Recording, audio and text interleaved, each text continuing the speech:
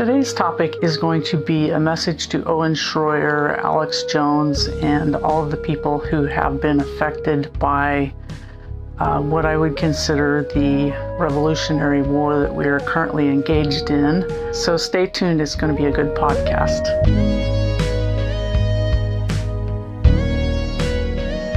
Hi, this is on my channel called Questions About God and the Universe. My name is Shannon Wine, and I'm doing a political segment today.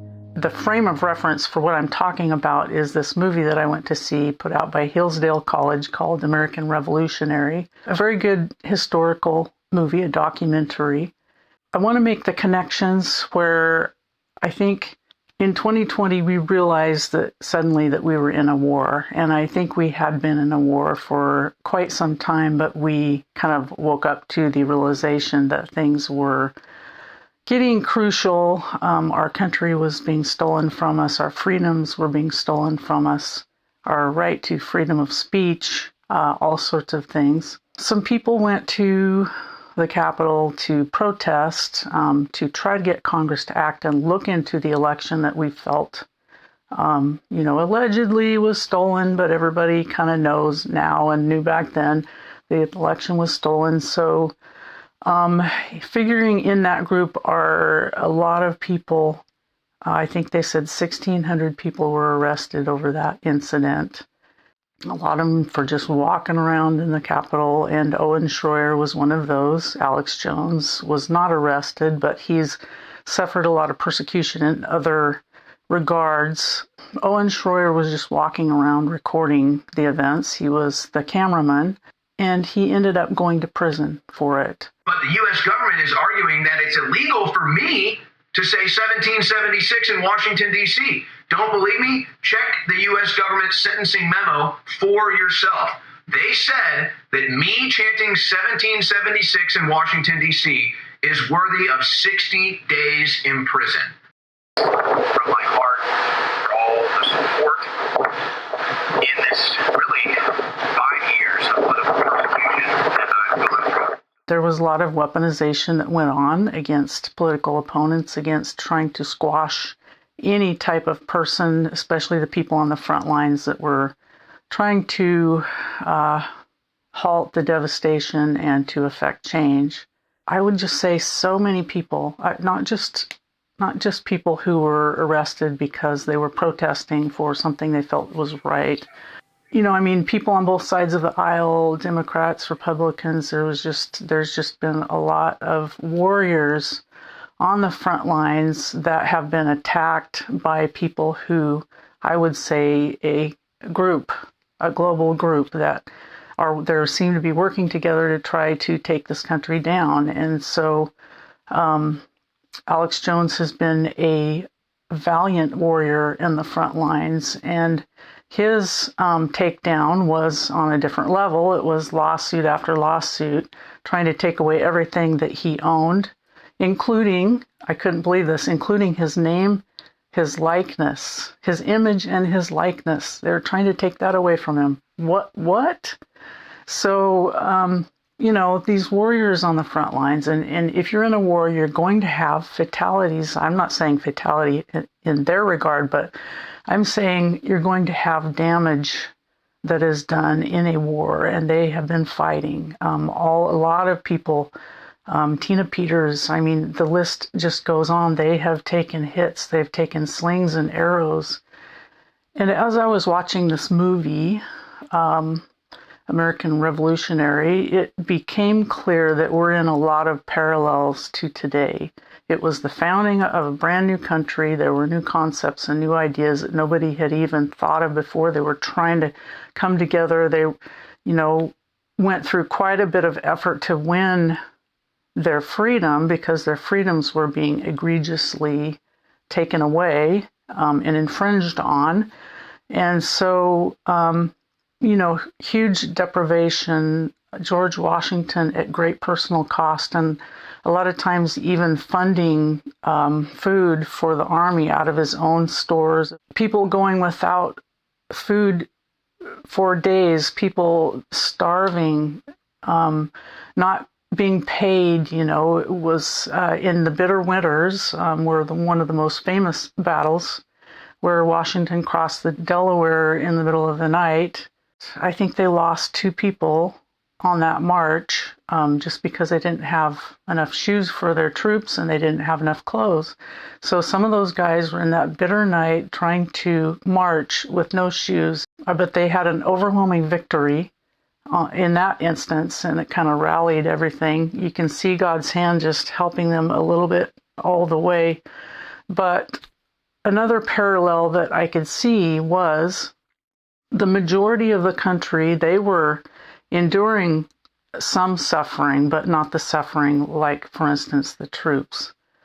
It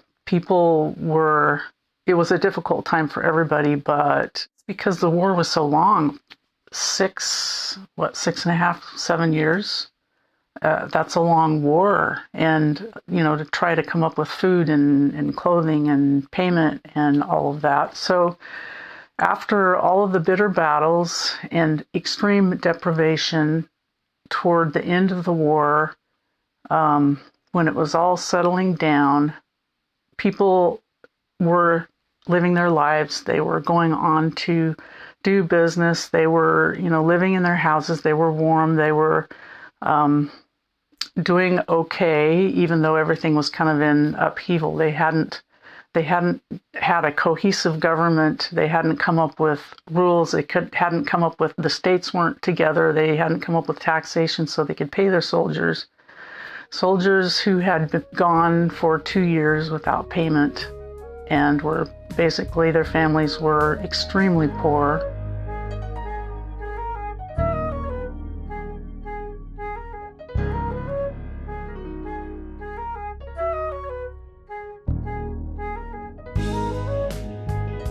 I am wearied almost to death with the multiplied troubles of a public and private nature. In confidence, I tell you that I never was in such an unhappy, divided state since I was born. Unless some great and capital change suddenly takes in that line, this army must inevitably be reduced to one or other of these 3 things: starve, dissolve, or disperse. The men were unable to stir on account of provision, and that a dangerous mutiny, which with difficulty was suppressed by the spirited exertions of some officers, was still much to be apprehended for want of this article.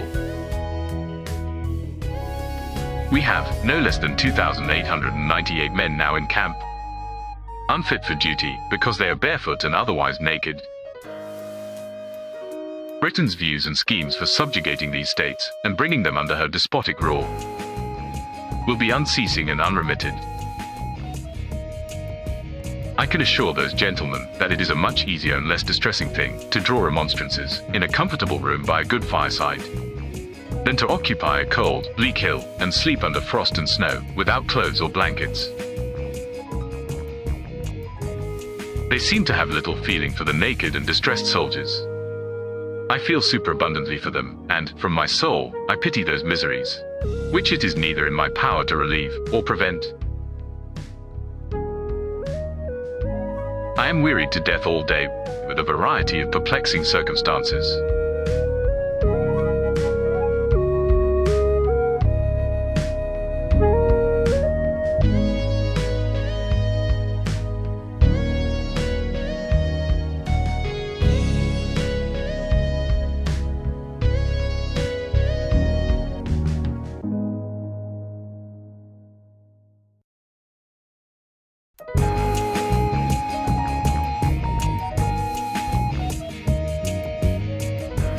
So it fostered this idea of bitterness against the system, rage against the system. When you have been on the front lines, you have been taking the hits, you have gone down with maybe a knife in your back or arrows in your body, and your family is suffering, and other people seem to just be going on and living their lives successfully while you're still maybe on the ground. It doesn't seem fair and it doesn't seem right. And so Washington's captains, his his officers were going to incite a rebellion. They were tired of not getting paid. They were tired of everything that they had suffered, and it seemed like it was for no purpose. It did take this country a while to figure out how to govern ourselves. It was a process. So they were in revolt, or almost in revolt, and Washington hears about it, and he comes in with his letter, and he sits down and he pulls out his glasses, and they see that he has suffered. He looks older. He's got graying hair, and he says, "Excuse me, I need to wear my glasses because I'm almost blind." He had personally suffered. They realized there were other people, yes, that had put in great effort for freedom on behalf of freedom. So he was able to talk them out of, doing something that would have been ruinous to the progression. It seems like the progress is so slow sometimes. So anyway, I made parallels between that and now, which is it would be easy to be bitter. This hasn't been fair to a lot of people who are struggling to get their lives back together. It hasn't been fair, and it seems like a lot of things haven't changed. It seems like it's not going to change, and it's more of the same. Basically saying the Jeffrey Epstein story is a hoax, and those that are still talking about it are, from yesterday's comments, bad people, and now his past supporters. So the people that have been fighting with him since 2015, the people that were in the streets for him, the people that were in prison for him, he's moved on from us. And so now we're his past supporters, we're hoaxers, we're bad people. I am a person of faith, and I've heard different prophecies, and I believe in God. I believe God is going to get us out of this mess, and people will help out with that. But I think he's our Savior once again.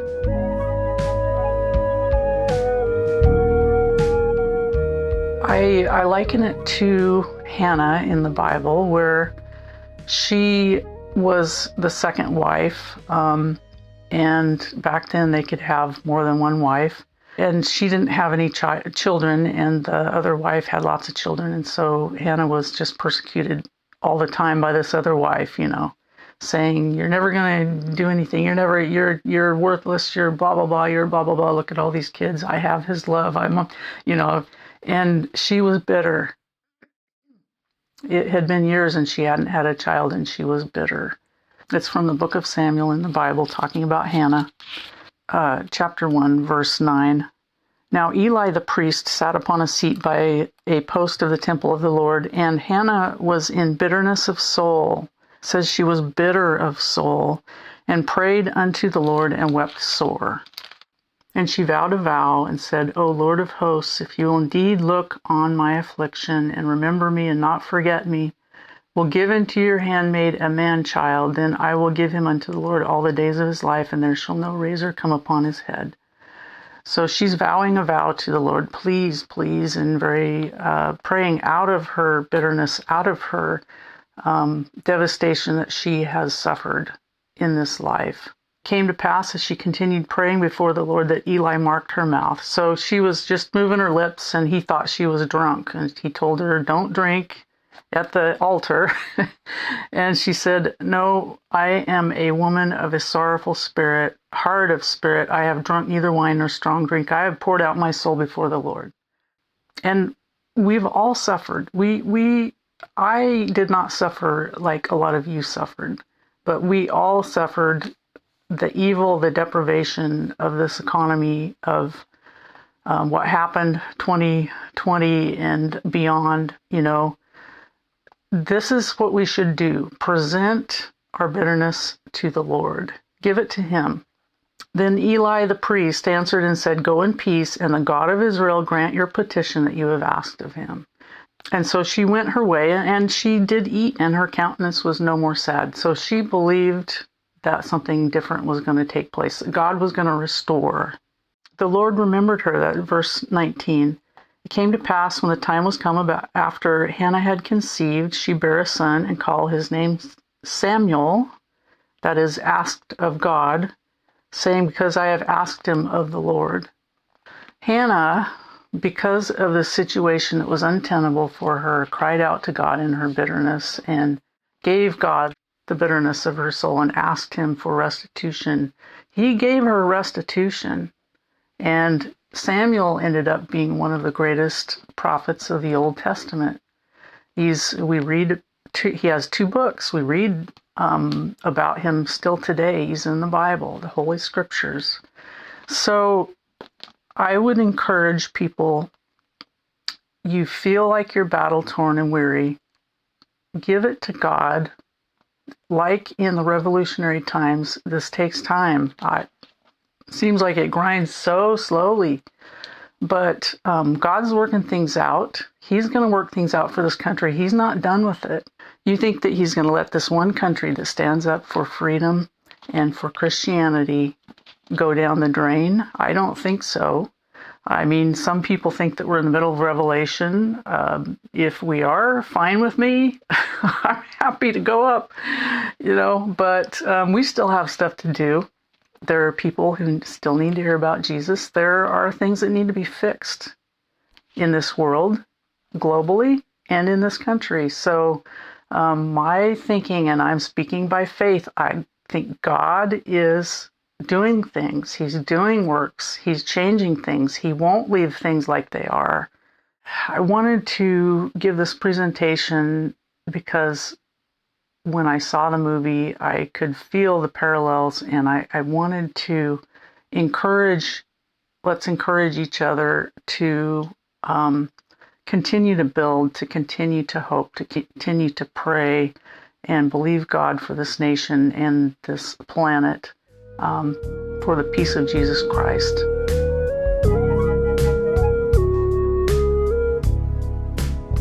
As far as our wounded, which I would say Owen Shroyer, Alex Jones, Tina Peters, big list of wounded. A lot of the people that were trying to help Trump on January 6th, a lot of people that took missiles and bullets, figurative or maybe literally, but those people that I mentioned and a list of so many more, maybe they will be written in the history books as heroes. There are probably a lot of people whose names we might never know who are heroes, suffered casualties. We might not know their names, but God knows their names. He sees. He's the God who sees. And he will see what they have done, and there is reward. Let's help them. Let's gather them in prayer. I have prayed for them. I've prayed for them all along. I pray for their restoration. I pray that God will put them back to where they were, better than before, and restore everything that was stolen and taken from them. That's my prayer. Let's hold each other up. Let's not attack each other. Let's take our wounded. Let's clean them up. Let's fix them up. Let's take the knives out of their back.